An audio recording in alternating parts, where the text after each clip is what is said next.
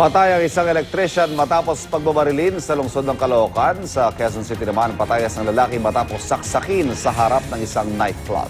Narito ang report ni Jay Sabale. Patay sa pananaksak ang isang lalaki habang nasa harap ng isang nightclub sa Commonwealth Avenue, Barangay Holy Spirit, Quezon City, pasado alas 2 sa madaling araw. Galing daw sa Bandaryan, sa lugar na yan.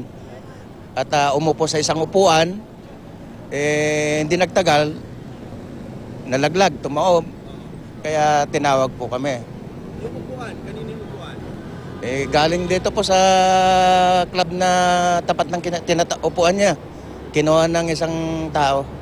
Nakuhanan pa ng aming kamera ang inupuan ng biktima. Pero nang magsimula na ang investigasyon ng SOCO, wala na ang upuan. Ipinasok daw ito ng may-ari ng club. Kinilala ang biktima bilang si Quentin Palanggaw. Ayon sa kapatid nitong si Des, lagi raw nag-iikot sa mga club sa lugar ang kapatid upang magbenta ng iba't ibang gamit. Nauubos na nga po yung gamit eh. Wala akong magawa kasi ganun po siya, drug user po kasi. Patay naman ang isang lalaki matapos pagbabarilin sa 3rd Avenue, Barangay 120, Caloocan City, pasado alas 12 ng hating gabi.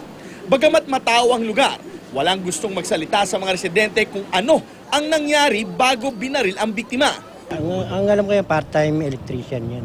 Part-time electrician po. Kung may tawag sa kanya, ayun, papagawa ng kuryente. 3 tama ng bala ang agad ikinamatay ng lalaki. Inaalam pa ng otoridad ang nasa likod ng 2 magkasunod na krimen. Para sa unang balita, Jay Sabale, reporting.